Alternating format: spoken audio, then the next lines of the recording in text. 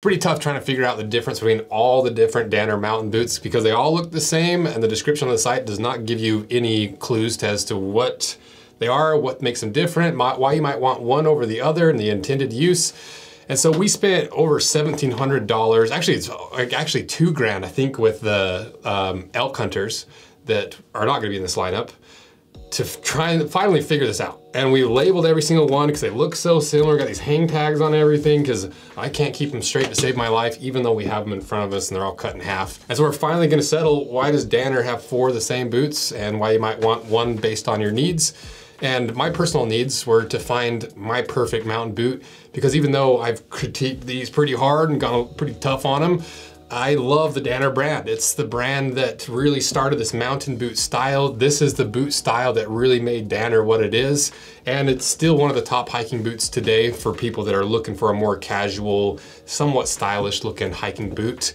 But none of them quite hit the mark for me. So at the end of this video, I'm gonna give Danner my pitch to hopefully make what I think they should make, to make the ultimate heritage Danner boot that harkens back to the classic mountain boot while representing that heritage and this new technology that's come out in the boot world, wrapping it all up into what I would consider the perfect mountain boot. So let's start going through this. We're gonna go layer by layer, piece by piece, so you can get a full understanding of every single part of these boots and what you might want for one thing or another.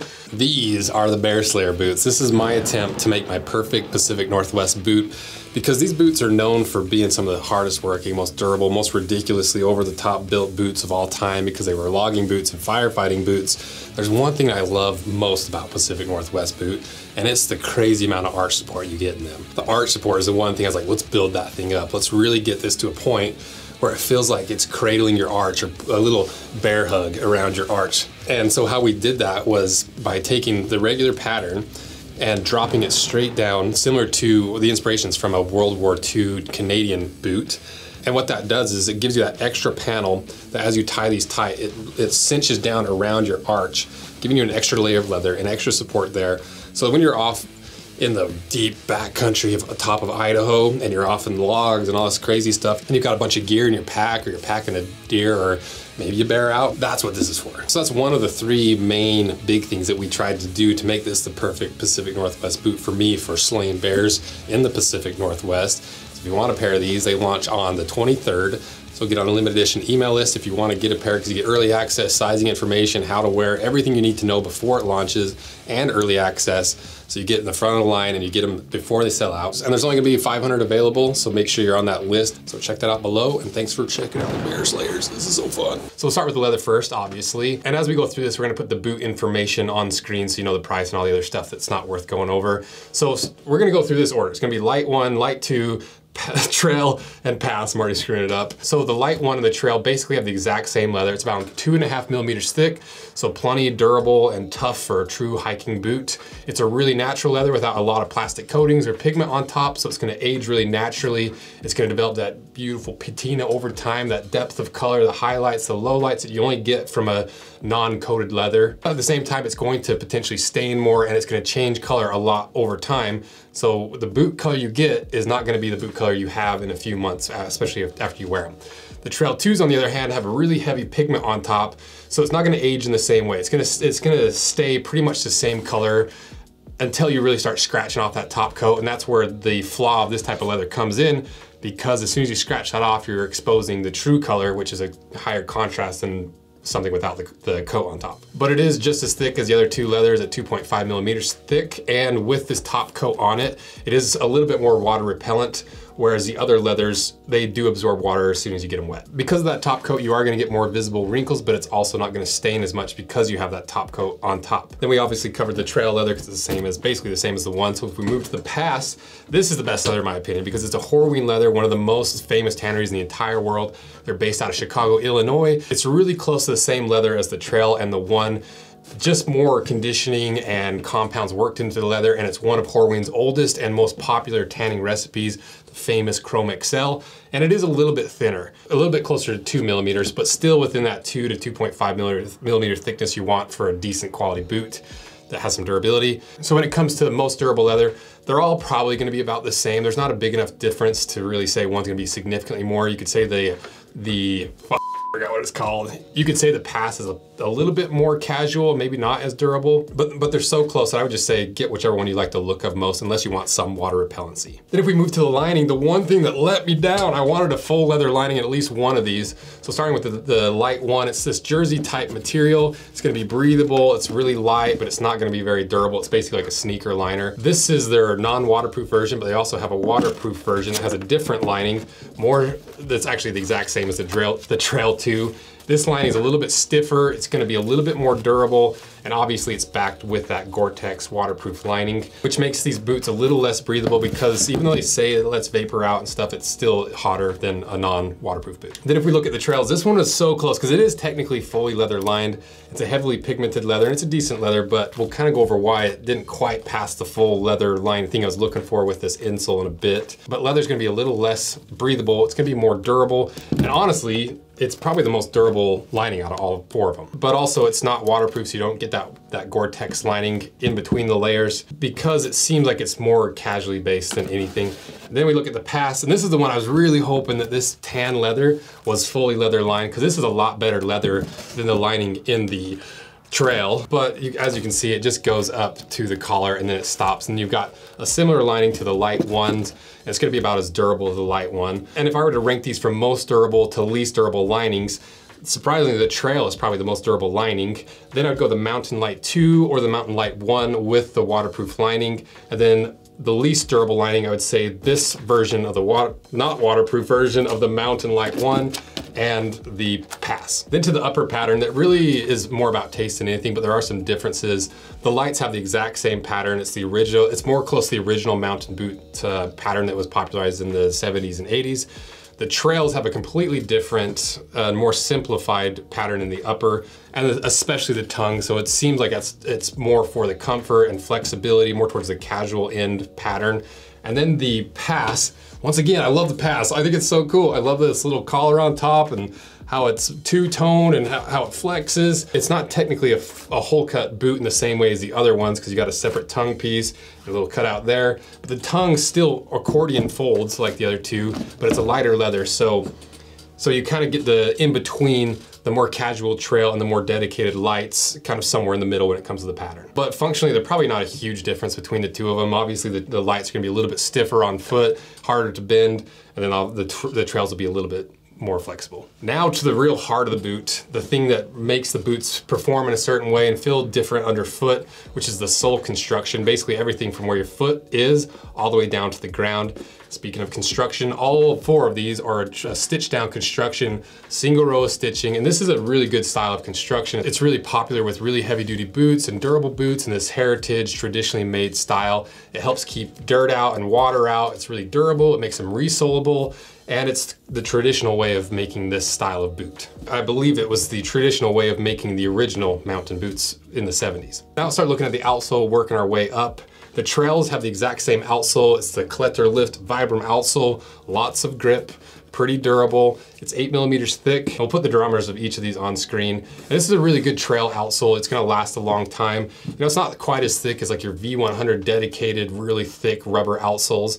But we'll go over why it's thinner when we get to the midsole. Then if we look at the Trail, kind of the opposite approach. This has that same pattern, but it's not hard rubber. This is a blown rubber, which is essentially rubber foam. And so it's gonna be a lot squishier, but less durable. It's probably gonna be more comfortable underfoot, but it's gonna wear out faster than the harder rubbers. The pass is a pretty unique outsole because it's still the Kletter Lift outsole, but it's thinner. It's 6 millimeters, so functionally it's somewhere in between the Trail and the light because it's gonna be more flexible but less durable. You can still hike in it all day, but it's gonna wear out faster, and it rides a little bit between a casual and a performance hiking boot. Then above that, you have the midsole, and that's where you get a lot of the squish of this boot. Both of the lights and the pass have the same midsole. It's around 45 Shore A. It's a nice, soft, squishy foam, giving you that impact resistance, giving you a little bit of squish underfoot, while still maintaining the durability of that harder rubber outsole. And then the Trails, like we mentioned, is just a blown rubber all the way through. So it's almost as if you took that foam midsole from the other three and you shaped it into this Kletter Lift pattern without it being hard rubber. you're basically standing on the midsole. So there really is no like dedicated midsole to this, but you still get the squish of the midsole without the hard rubber that we just talked about. Then above that, we're gonna call it the slip sole. It's the layer right above that, the stitch down stitch through the upper that's flared out, down through that slip sole, and then the foam midsole and outsole are glued to that. Both of the lights, they have a rubber slip sole. The light one is thinner, the two is a little bit thicker, so the two is gonna be more rigid, the one's gonna be more flexible. Obviously that matters to some degree when it comes to hiking, because if you want a more rigid style boot where you don't wanna overstretch your calves and wear them out and you wanna rely on the rigidity of a boot, you might wanna go with the thicker light twos slip sole versus the light one is a little bit more casual and it's gonna be more flexible and comfortable in its own way because it's more flexible. Then if you look at the trails, they have the same slip sole as the twos. And the Pass has a really interesting hard synthetic slip sole that acts as a shank. It's structured and has little columns in it. And there's a heel relief where a foam pad fits into it. So from most rigid to least rigid, the light twos are gonna be the most rigid. The Pass is probably next because it's a harder, more synthetic, like plasticky slip sole.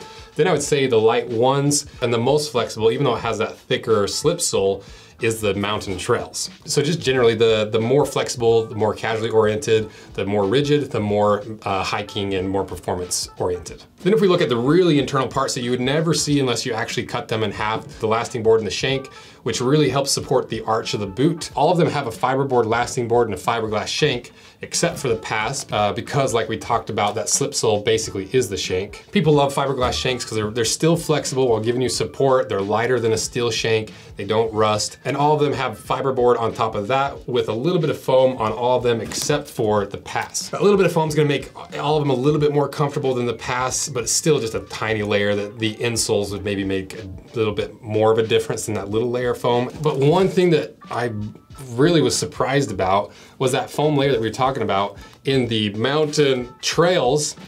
It's just exposed. So when you put your foot in here, they didn't come with an insole. So you have this half sock liner with the leather from the lining, but right here at the ball of your foot where you get a lot of wear is just that open cell foam. And if you really wear these hard, you're gonna wear through that. And then you're gonna be standing on top of the fiberboard.